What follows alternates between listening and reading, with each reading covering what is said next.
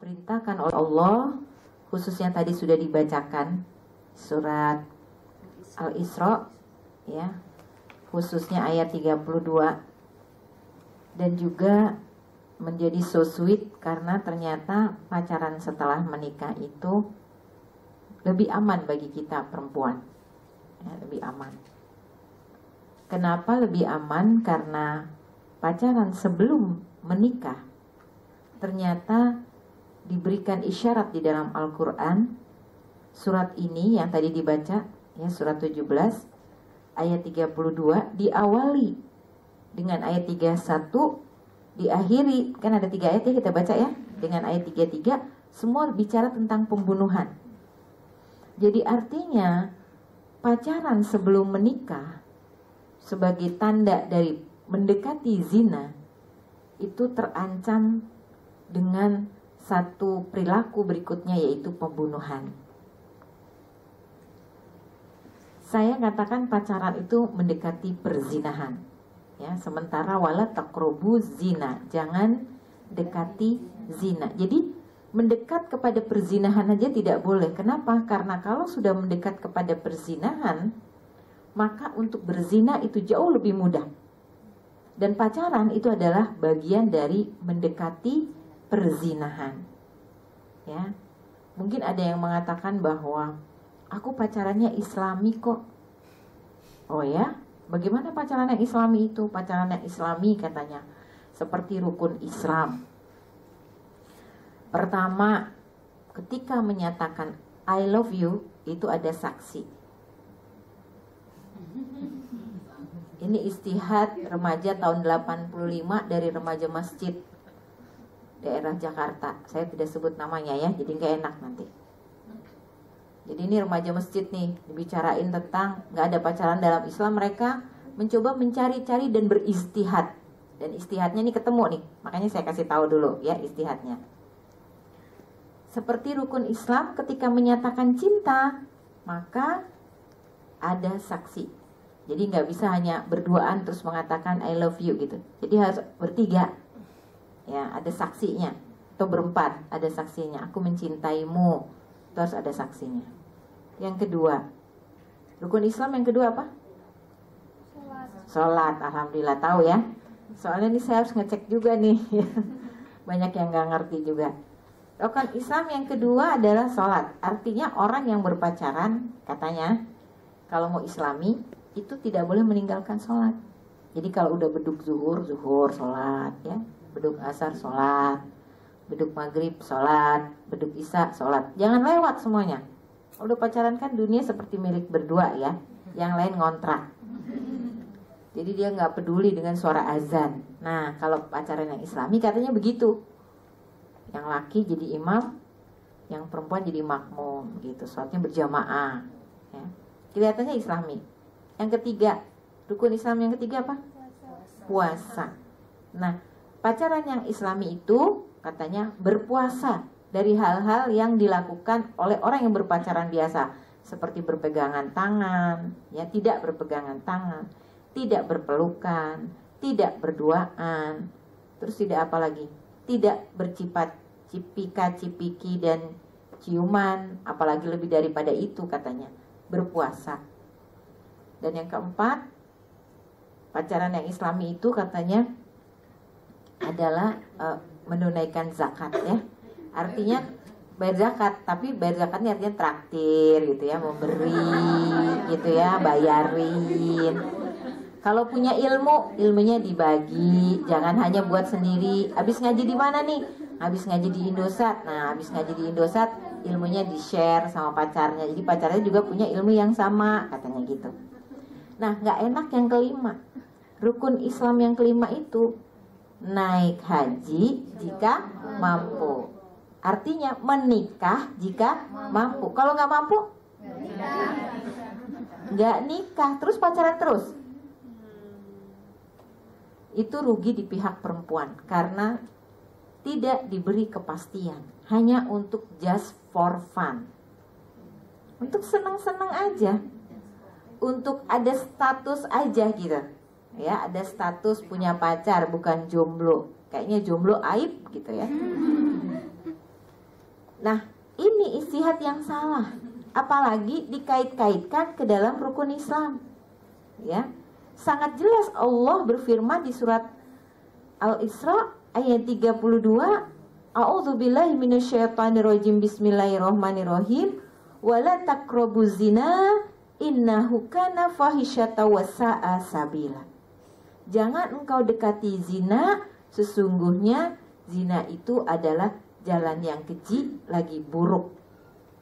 Jadi jalan perzinahan itu jalan yang keji. Kenapa jadi keji? Kenapa jadi buruk? Itu ada indikasinya di ayat 31, di ayat 33. Ya. Di ayat 31 tidak boleh membunuh, di ayat 33 janganlah engkau membunuh, sama. Ya. Kalau orang sudah hamil, ya, karena perzinahan, yang paling malu itu perempuan karena ada bekasnya. Kalau laki-laki tidak pakai bekas dia bisa pergi kemana aja terbang tuh burungnya, iya kan? Iya kan? Iya kan, burung pergi kemana-mana kan? Iya. Yang nggak enak itu perempuan, ya. Dia harus menanggung malu. Kemarin saya baru dapat curhatan dokter spesialis kulit kelamin. Dia bilang gini, saya lagi ngobatin ini mbak, ibu 50 tahunan. Saya juga udah 50 tahunan ya, udah nenek. Ibu 50 tahunan, badannya sekujur tubuhnya gatal-gatal. Udah diobatin kemana-mana, nggak sembuh. Terus saya korek-korek deh, maksudnya ngobrol. Ternyata ibu itu stres. Karena 3 bulan atau 4 bulan sebelumnya itu, anaknya menikah. Udah siap nih, acara pernikahan. Undangan udah ada, penghulu udah ada. Pengantin laki-lakinya tidak datang. Padahal mereka sudah berzina. Bagaimana nggak stresnya itu ibu? Makanya nggak selesai itu malunya itu. Udah dibawa ke dokter mana-mana, nggak selesai. Nah, namanya psikosomatis. Psikosomatis tuh stres itu menimbulkan masalah macam-macam ya. Ada yang ke jantung, ada yang ke paru-paru. Kalau ke ibu ini ke eksim, jadi seluruh tubuhnya gatal gitu. Begitu aja sakit. Bayangkan wahai wanita, wahai anak perempuan, kamu telah membuat noda, lalu kamu menyakiti hati ibunda.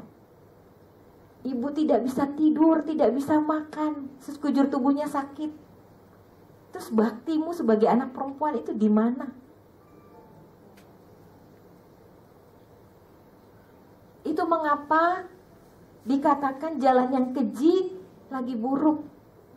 Zina itu bukan jalan yang benar. Bahkan di agama Nasrani, ya, dikatakan bahwa mereka yang berzina sebelum menikah, maka yang terjadi dalam pernikahan mereka itu mereka mengalami masalah, ya. Ada istilahnya pengungkit, yang diungkit-ungkit. Jadi kalau mereka bertengkar, itu pasti masalah yang telah lalu itu diungkit lagi, ya. Apalagi kalau misalnya hamil kemudian diaborsi, itu menimbulkan depresi sepanjang kehidupan wanita tersebut. Jadi sepanjang kehidupan wanita yang melakukan aborsi, dia mengalami depresi. Itu hasil penelitian ya. Jadi ini bukan karena ancaman, oh itu si ustazah enak aja pakai ayat-ayat. Enggak, ini penelitian kedokteran.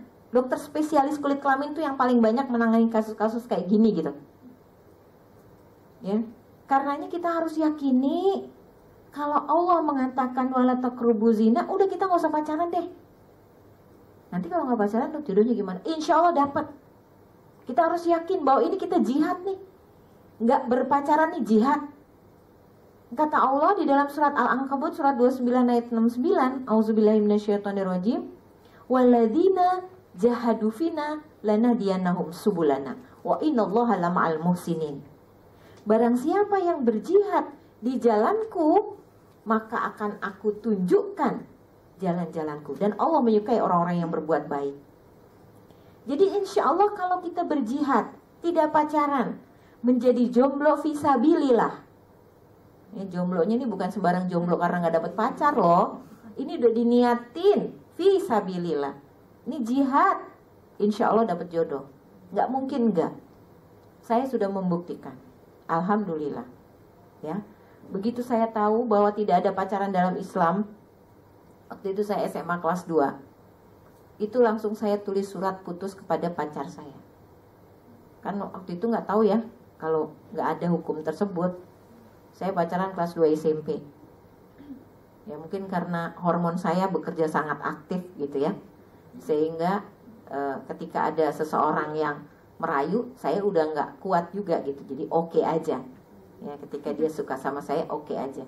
Tapi sebenarnya saya itu tidak merasa nyaman karena orang tua sejak kecil memberikan nasihat, Kinkin nanti kalau kamu besar. Waktu itu saya nggak ngerti apa, umur 5 tahun. Kinkin, kamu kalau besar nanti udah mulai suka sama laki-laki, hati-hati jangan dicium. Karena dicium laki-laki itu sama dengan menjatuhkan martabat kita sebagai perempuan. Gak pakai ayat orang tua saya. Tapi saya merasa gak nyaman. Kata orang sih itu cinta pertama ya, cinta monyet. Oke lah, ternyata Allah memberikan petunjuk tentang tidak ada pacaran dalam Islam. Itu saya baca di majalah dinding sekolah, tentang tidak ada pacaran dalam Islam. Akhirnya saya tulis surat putus kepada pacar saya ngancem, Kinkin jangan putusin saya. Kalau kamu putusin saya jadi playboy. Terserah kamu gitu. Teman-teman yang lain ngomong katanya, apa sih yang kamu harapkan? Dia itu udah ganteng, udah pinter, udah kaya, apalagi gitu. Tapi buat saya bukan itu. Buat saya Allah. Kalau kita berpaling dari Allah, lalu kita akan dapatkan apa? Tapi kalau kita memprioritaskan Allah, pandangan Allah, maka insya Allah sebagaimana janji Allah di dalam surat Al-Ankabut ayat 69 diganti. Jadi saya sangat yakin bahwa nanti Allah akan ganti deh. Yang saya tinggalkan ganteng, insya Allah nanti saya dapat ganteng. Yang saya tinggalkan pinter, insya Allah nanti saya dapat pinter. Yang saya tinggalkan kaya, insya Allah nanti saya dapat orang kaya. Begitu aja pikiran saya. Alhamdulillah, biiznillah, atas izin Allah. Jadi saya berbagi untuk menguatkan, ya, untuk menguatkan yang hadir. Biiznillah, atas izin Allah, Allah berikan jodoh tanpa pacaran. Kira-kira bulan Juni ini enggak, bulan Juni, Juli, Agustus itu udah mau diputus. Singkat cerita ya, saya itu udah mau menjalani satu pernikahan, 17 Agustus diputus lamarannya oleh laki-laki yang datang ke rumah saya atas perintah orang tuanya, oke? Kemudian akhir bulan Agustus suami saya yang ini datang ke rumah. Waktu itu saya nggak lihat wajahnya karena bagi saya melihat laki-laki itu haram gitu ya. Jadi waktu itu saya masih agak strict. Saya lihat tembok aja, saya dalam hati ini yang laki-laki yang datang ini kayak apa ya, Batak, apa hitam besar gitu. Bayangan saya kalau Batak kan begitu. Ternyata begitu beliau keluar dari rumah setelah sahabatnya ngobrol dengan saya ke belakang rumah. Di belakang rumah tuh ada jendela yang bisa ngelihat pintu pagar depan. Loh, kok kayak badannya tuh mirip-mirip lah dengan yang saya putusin dulu itu. Kurus tinggi gitu. Jadi saya berpikir, oh inilah yang dijanjikan oleh Allah. Alhamdulillah. Ya, jadi ceritanya memang agak berliku-liku tapi ujungnya seperti itu. Ya. Jadi kita tidak perlu merasa sedih dengan keputusan Allah, dengan hukum Allah yang kita dengarkan pada hari ini. Kalau kita punya pacar pulang dari sini, putuskan saja. Putuskan saja pacarnya. Katakan bahwa tidak ada pacaran dalam Islam. Atau pilihannya kedua, aduh aku udah sayang banget, masa aku putusin, orang dia baik banget. Yang kedua, katakan kepada dia bulan Syawal ini nikah. Mau nggak? Kalau dia bilang, aduh aku kan belum punya ini, belum punya itu, katakan aku siap hidup susah. Ya. Saya pernah isi kajian di sini beberapa tahun yang lalu lah gitu. Ceritanya tentang kehidupan berumah tangga. Ada satu orang nih, saya tidak sebut nama ya, karena sekarang jadi senior di Indosat.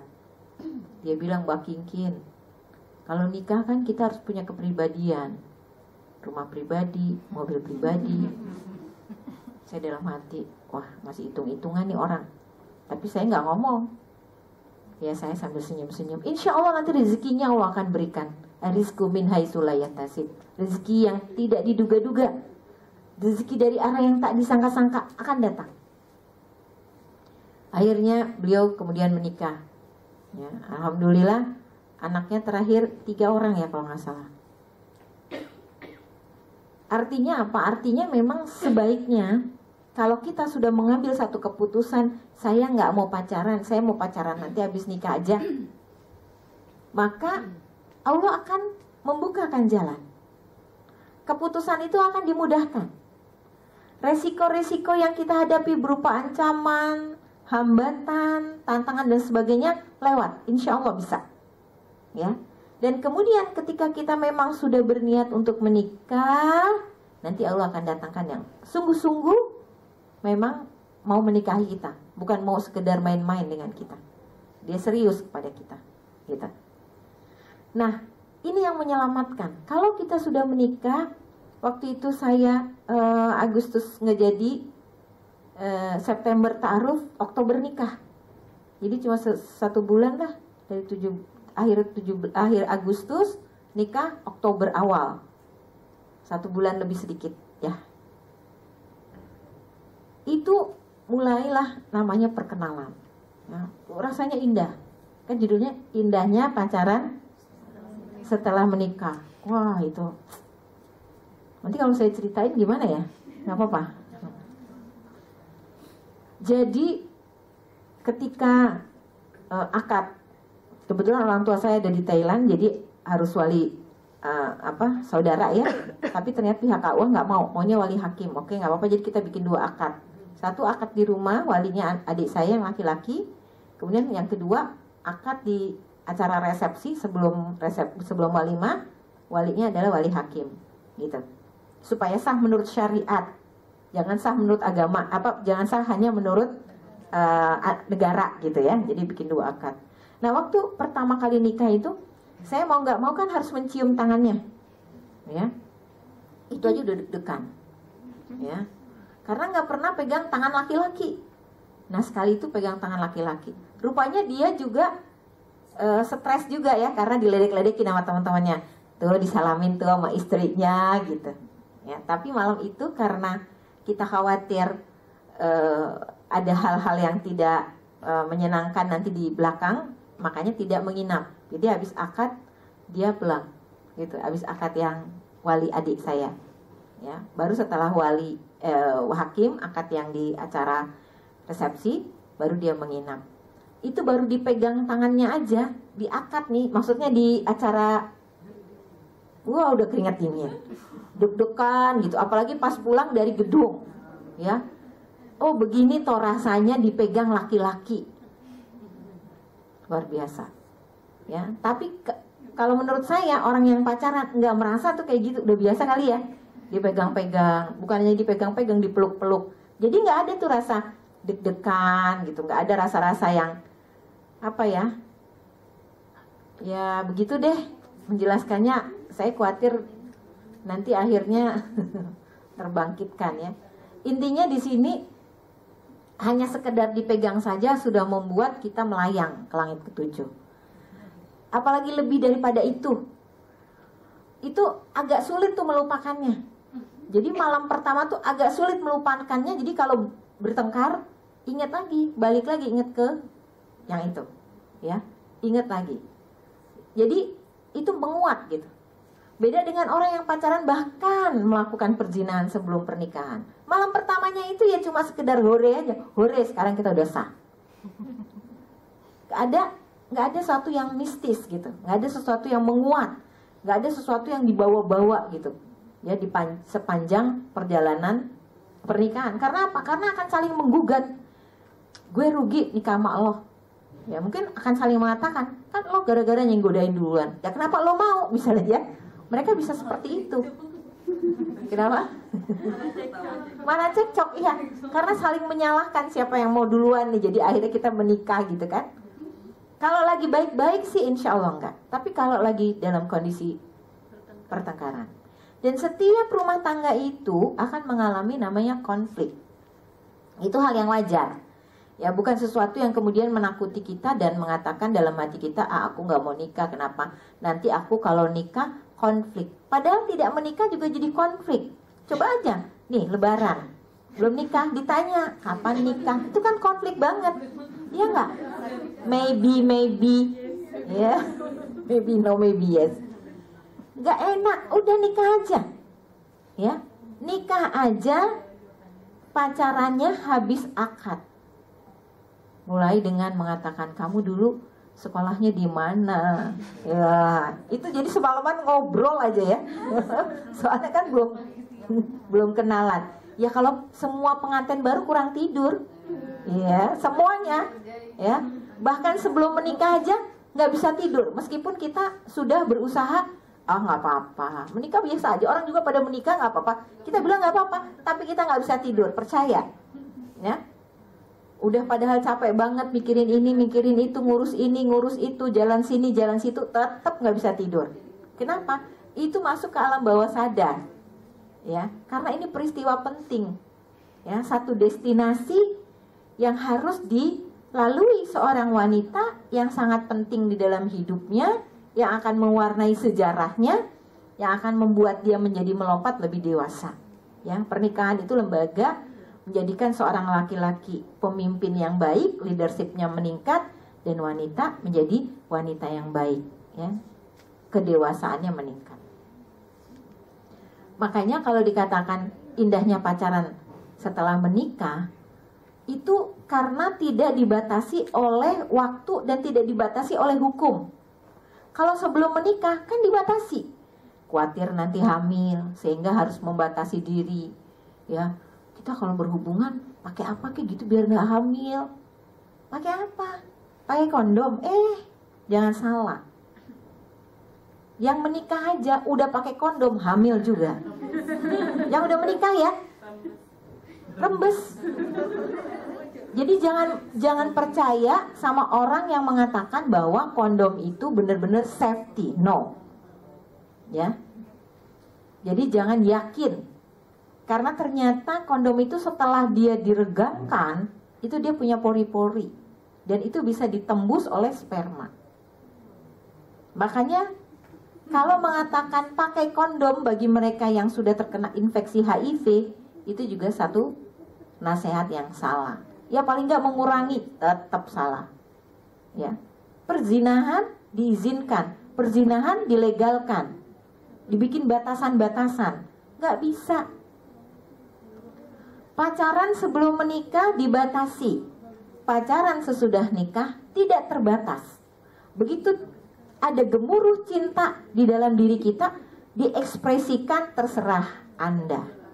Mau pakai gaya apa? Gaya bebas, gaya kodok, gaya punggung, gaya apa? Ya, semuanya bisa. Gitu. Ya. Itu makanya lebih indah daripada sebelum nikah. Sebelum nikah tuh setannya kan kenceng. Ya. Begitu setannya kenceng, mereka melakukan perzinahan, ya ada macam-macam tuh.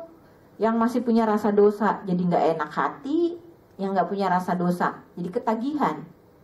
Ditinggal pacar dia cari sama yang lain. Jadi piala bergilir. Kalau udah jadi piala bergilir, ibarat makanan, itu makanan basi.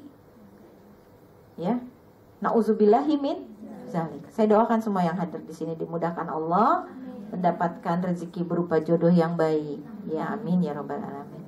Nah oleh karenanya apabila kita ingin mendapatkan sebagaimana Allah yang sudah katakan tadi, ya, jodoh yang baik, maka jadilah orang-orang yang mendekatkan diri kepada Allah. Ya, jadilah orang yang takut kepada Allah sehingga lebih mendekat kepada Allah. Banyak berwirid, banyak berzikir kepada Allah. Hatinya terpaut kepada Allah. Pikirannya selalu mengatakan begini, ini kalau aku lakukan ini Allah ridho nggak? Kalau aku lakukan ini Allah ridho nggak? Karena di dalam hadis qudsi dikatakan barang siapa yang mencari keridhaan Allah, maka Allah akan menjadikan hati orang-orang yang ada di sekelilingnya meridhoi dia. Tapi apabila dia mencari keridhaan manusia, maka Allah akan menjadikan hati orang-orang di sekelilingnya memurkai dia. Kita kan kadang-kadang mau cari ridho manusia ya. Ada ibu tuh yang malu punya anak gak nikah-nikah. Begitu giliran ada teman laki-lakinya main ke rumah kemalaman, si ibu bilang, "Mas, ini udah malam loh." "Wah, jangan pulang, udah nginep aja sini."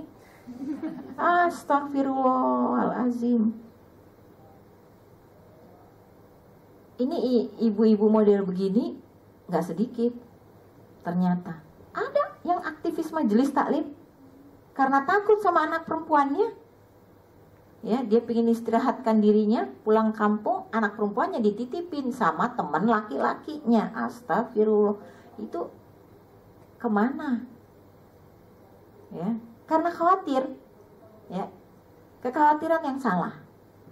Jadi bagi mereka yang belum menikah, ini mungkin ya permasalahannya, gimana nih? Tapi kan aku kan belum menikah sampai sekarang, maksud nggak mau.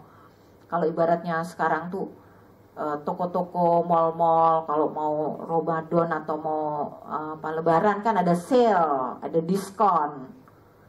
Ya kenapa sih jual mahal, diskon aja lah. Ya diskon. Udahlah agak jual murah gitu, jangan jual mahal. Kita mah bukan barang, kita orang. Kalau barang gampang dibuang. Kalau orang dibuang, hati-hati. Ya. Sakit hatinya itu bikin merusak kondisi lingkungan. Ya, jadi bagi yang belum menikah, jangan jual murah. Tetap ikuti jalan Allah. Yakini akan didatangkan oleh Allah jodohnya. Karenanya minta sama Allah di bulan Ramadan, ya. Nih pas lagi bulan Ramadan, wiridnya bolak-balik di waktu berbuka, di waktu sahur. Ya Allah, datangkanlah aku jodoh yang terbaik, yang menyayangiku, yang bisa menjadi imam bagi diriku, yang akan mengantarkanku ke surgamu bersama-sama, ya Allah. Doa yang banyak. Tapi aku usianya sudah sekian, jangan putus harapan. Tetangga saya kemarin curhat ke rumah. Saya tanya, "Kemarin nikah umur berapa?" 42. Jadi masih ada waktu, ya. Misalnya di sini ada yang 30 belum nikah. Ada. Jangan putus harapan. Oh, ternyata ada tuh yang 40 baru nikah, 42 baru nikah. Ada yang 45 baru nikah.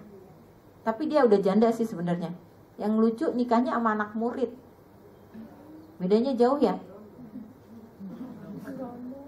Jadi anak muridnya itu, dia guru kebetulan.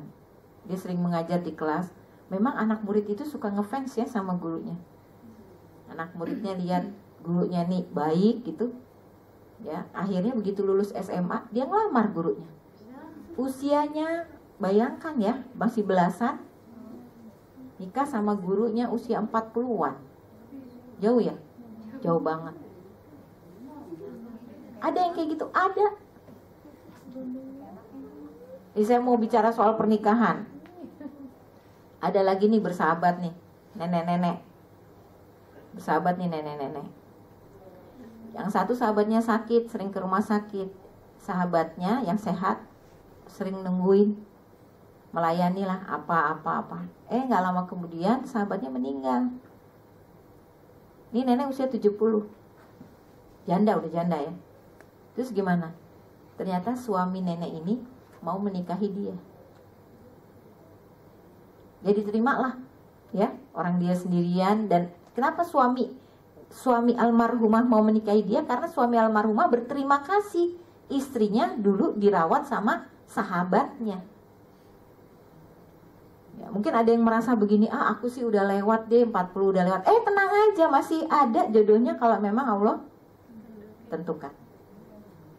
Jadi kita juga jangan merasa putus asa, tetap berjuang, ya. Kalau toh ternyata sampai usia, ya, di dunia ini belum dipanggil untuk berjodoh, sudah keburu dipanggil ke kampung halaman abadi, insya Allah nanti di sana menikah. Harus kita yakini, menikahnya sama laki-laki soleh yang baik. Ya, kita kenal dalam cerita-cerita misalnya yang belum menikah, misalnya Nabi Lut, ya, Nabi Nuh kan nggak pakai istrinya tuh ngikut. Nabi Isa juga belum nikah, ya. Dan Nabi itu banyak ya, jumlahnya ribuan. ya, Rasul ratusan. Jadi banyak sekali. Kita tidak tahu siapa saja nabi-nabi yang tidak disebutkan di dalam Al-Quran yang masih sendirian. Nah, jadi jangan kita berputus asa dalam beramal soleh. Aku beramal soleh, rajin ke majelis, tapi kenapa jodohku belum datang juga gitu.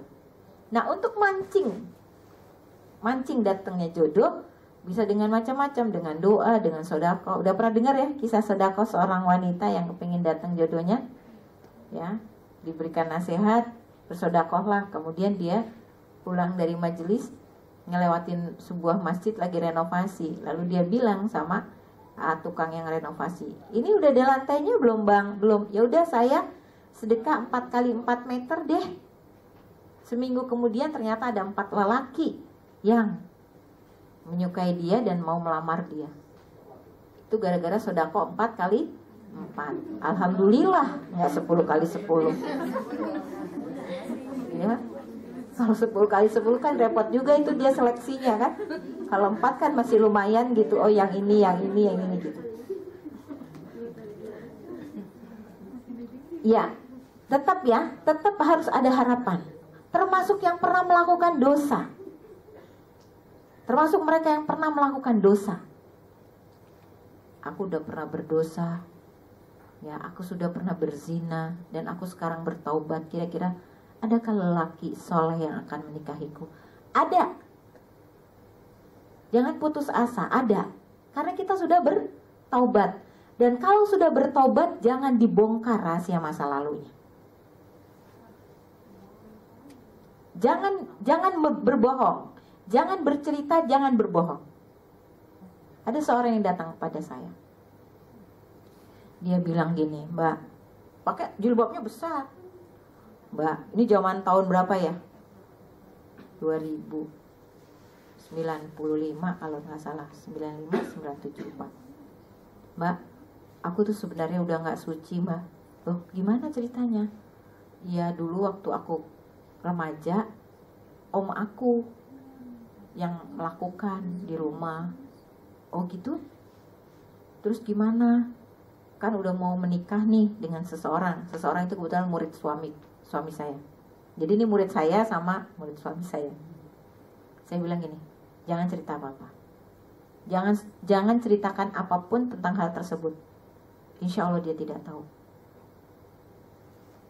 Dan alhamdulillah, kabar terakhir ternyata anaknya 11. Baik-baik saja. Ya. Tidak ada, ketemu saya tidak ada cerita apapun. Baik, alhamdulillah.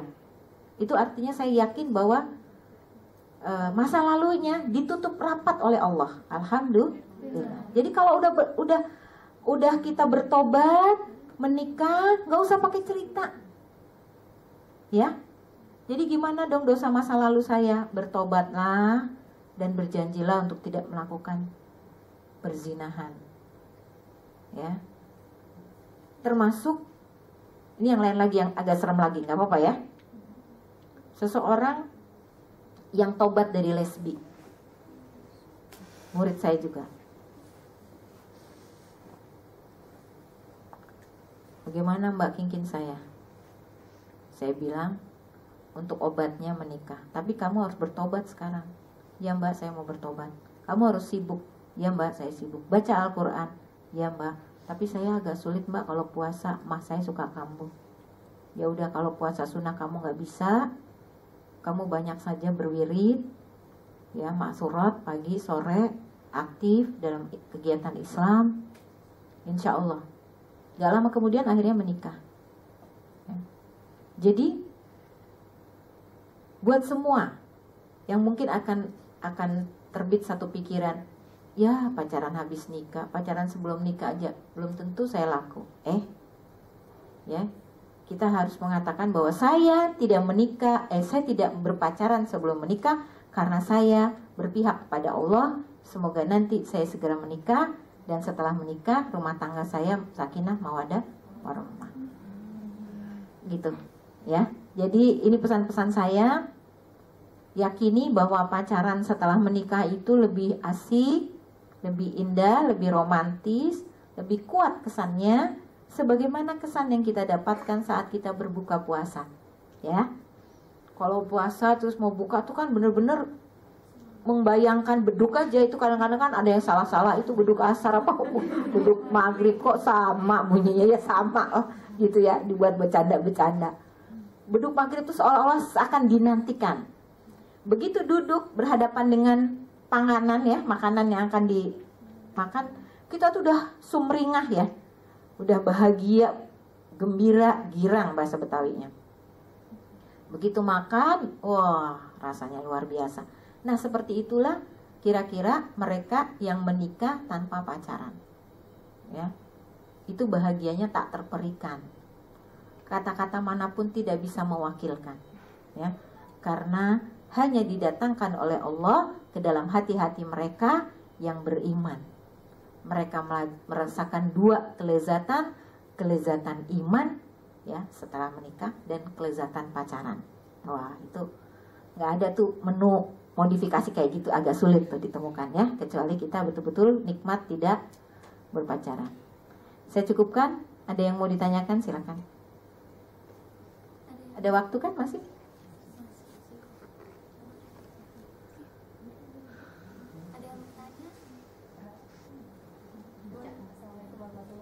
Waalaikumsalam warahmatullahi wabarakatuh. Hukumnya, maksudnya setelah berjina itu hukumnya apa sih dalam syariat Islam itu, terus gimana caranya agar dosa-dosa kita itu terampuni apa saja gitu, maksudnya dalam bentuk apa, upaya apa gitu aja sih. Ya, baik. Siapa namanya? Aisyah. Aisyah. Ya, jadi dalam Islam itu zina itu kan haram ya. Artinya melakukan perbuatan zina itu dosa. Kalau dalam Islam ditegakkan hukum apabila negara itu negara Islam. Negara kita bukan negara Islam. Jadi hukum dalam Al-Quran belum bisa ditegakkan. Kenapa? Kalau kita tegakkan hukum di dalam Al-Quran, orang yang menegakkannya masuk penjara. Iya nggak? Apa saja hukuman yang di dalam Islam dilakukan? Yang pertama, 100 kali dera bagi yang masih bujang, masih gadis, belum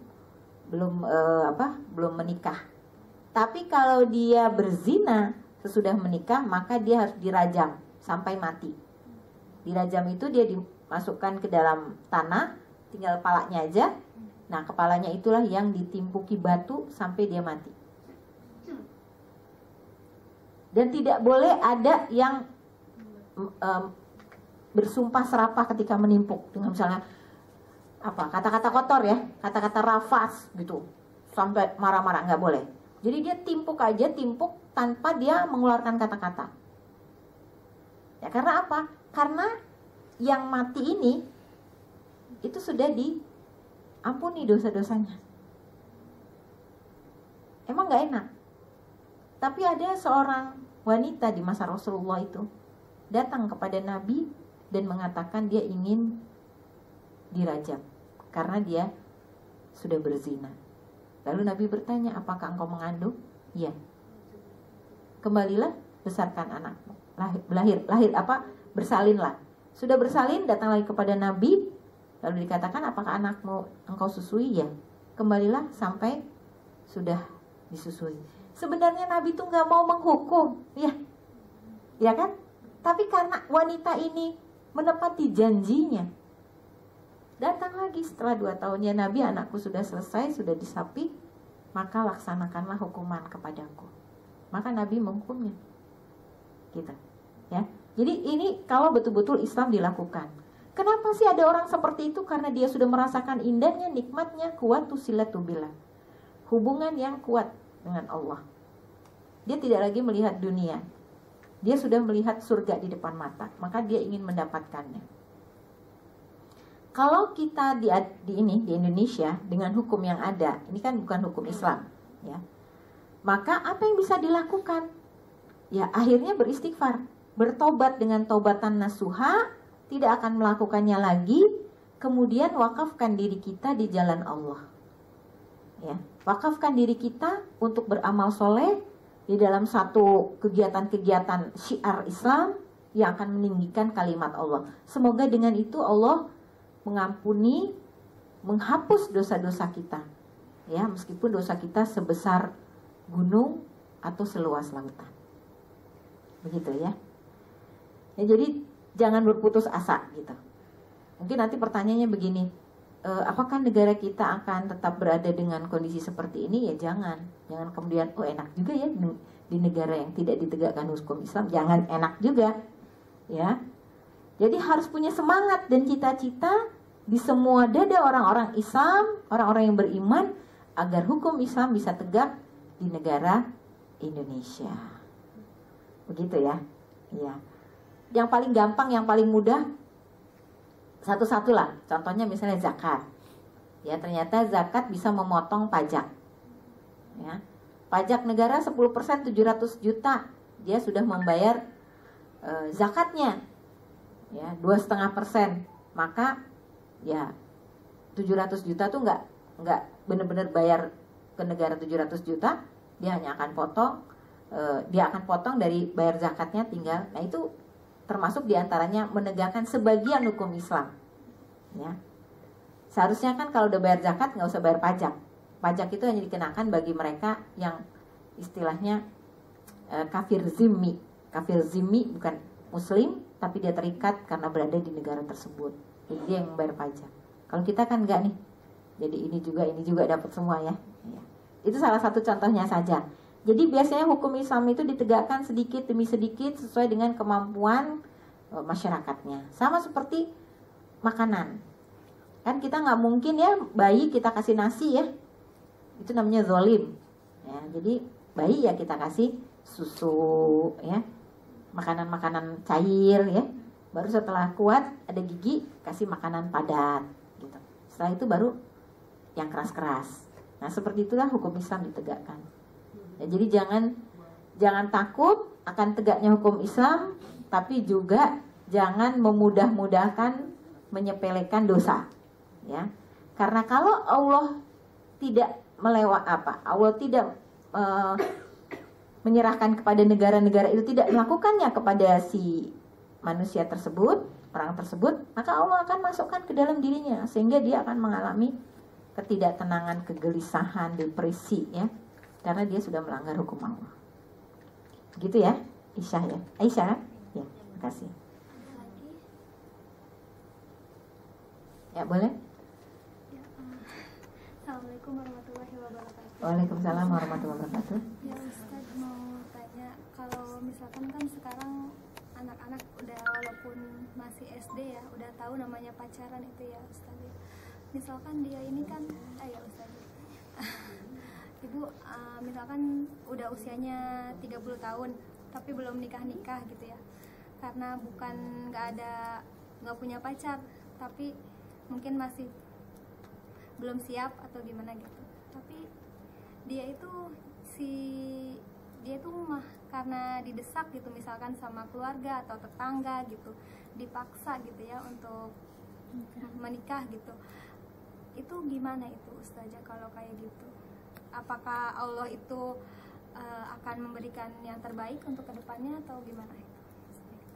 Ya, jadi kalau soal tidak siap menikah, mungkin bisa jadi hampir rata-rata remaja Indonesia tidak siap menikah. Karena menikah itu beriringan dengan berbagai tanggung jawab. Ya. Itu makanya kenapa banyak remaja Indonesia tidak siap menikah. Apalagi juga aturan sistem penegara ini mengatakan umur 18 tahun baru boleh menikah. Ya. Bayangkan, padahal dulu di usia 16 tahun Usama bin Zaid memimpin pasukan panglima. Berarti dia luar biasa ya. Tapi dia udah punya anak 2 loh. Usama bin Zaid. Fatih, Muhammad Al-Fatih. Sudah pernah dengar nama Muhammad Al-Fatih? Penakluk Konstantinopel, usia 22 tahun memimpin. Berarti dia sudah punya keluarga karena leadershipnya naik. Nah, kalau kita lihat sejarah Islam seperti itu, lalu kita di usia 30 belum siap, kita harus koreksi diri kita. Kenapa kita belum siap? Apa yang ditakutkan? Apakah kepribadian? Itu dulu harus ditanya. Apakah tentang keuangan? Ya, uang itu bukan Tuhan ya. Itu harus kita dudukkan perkara itu. Ya. Pada hari ini kenapa uang jadi Tuhan? Karena budaya materi itu betul-betul dihidupkan di semua sisi kehidupan. Sehingga orang tuh selalu hitung-hitungannya dengan uang. Orang yang mau menikah hitung-hitungan uang karena oh ternyata dihitung kalau punya anak sekian pengeluarannya. Akhirnya nggak menikah. Di Jepang, di jalan-jalan tuh, di Osaka Temple saja, di pinggir, di taman-tamannya itu, saya lihat ada banyak wanita-wanita atau laki-laki sendirian nenteng-nenteng anjing. Anjingnya udah didandanin ya, udah dipakein baju. Karena mereka berpikir kalau mereka menikah, resikonya banyak, duitnya kan banyak tuh keluar. Belum lagi nanti punya anak, beli susunya, beli pampersnya. Padahal pemerintah Jepang juga udah memberikan jaminan. Nah kalau kita juga ikut terjebak pada, aduh nanti gimana ya nyekolahin anak kan zaman sekarang kita harus masukin. Ya itu karena kita membiarkan diri kita terjebak kepada nilai-nilai itu, ya akhirnya kita tidak siap. Sekarang saya mau tanya Mbak Fida. Kalau Mbak Fida takut, sudah nikah belum? Sudah. Mbak Fida tadi tidak siap. Sudah ditanyakan belum? Takutnya di mana? Di keuangannya atau di kepribadiannya? Mungkin lebih ke kepribadian. Lebih kepribadian. Apa dari kepribadian yang tidak disukai? Ya mikirnya kan ngurus suami gitu, capek gitu kan kalau gitu mungkin. Oh cuma capek ngurus suami ya? Ya hidup itu harus capek ya. Harus capek. Jadi laki-laki tidak ada yang sempurna. Laki-laki itu model-model ya, macam-macam ya. Ada laki-laki yang berotot, tapi kalau diajak ngobrol tulalit, berotot loh. Udah mas, nggak usah ngomong, diem aja situ, nakutin orang. Diemnya nakutin orang, tapi begitu ngomong orang langsung bilang, ini sih bisa ditipu. Misalnya ya, ada orang yang tampan seperti Nabi Yusuf alaihi salam. Ya, itu dambaan semuanya ya. Tapi hati-hati. Kalau dikasih uang belanja, dia akan bilang, tolong dilaporkan. Akuntabel. Infak 1.000 rupiah harus dilaporkan. Jangan dikatain suaminya ya. Kan dapat yang ganteng, udah dapat kan yang ganteng? Ya, harus diterima. Ya. Alhamdulillah dapat yang penuh kasih dan sayang, lembut ya. Tapi hati-hati, setiap di jalan ada aja yang negur dia. Ada yang siap menjadi yang kedua. Ya. Mau marah sama siapa? Jangan marah sama suami. Orang suami bawanya penuh kasih dan sayang. Ya. Jadi semua itu beresiko. Menikah dengan laki-laki itu semuanya beresiko. Ini yang mungkin bisa disampaikan kepada mereka yang mau menikah, gitu. Kalau kita orang beriman, kita pasrah sama Allah. Di hadapanku, engkau suamiku, aku melayanimu. Di belakang aku, ya Allah, aku serahkan kepadamu. Biar Allah yang mengatur. Ya, kita udah pasrah aja sama Allah. Kalau kita 24 jam nuntunin dia, ngintilin kemana-mana, kita nggak ngapa-ngapain, ya kan, susah kita, gitu. Ya, jadi kalau ada rasa-rasa was-was di dalam diri, bacalah surat-surat mu'awizat. Surat mu'awizat itu 3 kali Al-Ikhlas, 3 kali Al-Falaq, 3 kali Anas. Nah itu. Jadi kalau ada, tiba-tiba ragu, baca itu. Karena semua keraguan yang ada di dalam diri kita, bisikan-bisikan tidak siap, itu dari setan. Dan setan paling senang kalau ada suami istri bahkan berpisah, bercerai. Itu target mereka. Target setan maksudnya ya. Ya, kalau target setan saja memisahkan, berarti target setan sebelum pernikahan jangan ada yang menikah. Pacaran aja, pacaran lebih enak. Dapat semua tapi tidak tanggung jawab. Ya. Itu setan. Jadi kita harus kasih tahu juga pada yang takut-takut menikah, yang tidak siap, tanyakan apa yang masalah apa, tidak siapnya di mana gitu. Ya, saya kira cukup ya. Moga-moga manfaat buat Fida dan Wida ya, Wida dan semua yang hadir di sini, saya doakan moga-moga insya Allah didekatkan jodohnya bagi yang belum berjodoh. Yang sudah ada jodohnya, moga-moga jodohnya makin baik ya, menyejukkan pandangan. Yang belum punya putra, insya Allah dikaruniakan anak-anak ya yang soleh dan soleha, insya Allah. Dan yang belum pergi haji, belum umroh, moga-moga dilapangkan rezekinya berangkat haji, berangkat umroh, amin. Saya cukupkan ya. Ya, saya cukupkan. Mohon maaf apabila ada kekurangan. Kita tutup dengan doa kafaratul majelis. Subhanakallahumma wa bihamdika asyhadu an la ilaha illa anta astaghfiruka wa atubu ilaik. Subhana rabbika rabbil izzati amma yasifun wa salamun alal mursalin walhamdulillahi rabbil alamin. Amin ya rabbal alamin. Billahi taufiq wal hidayah. Wassalamualaikum warahmatullahi wabarakatuh.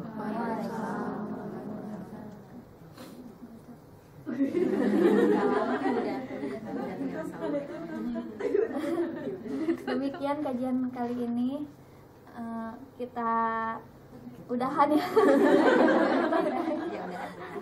Assalamualaikum warahmatullahi wabarakatuh.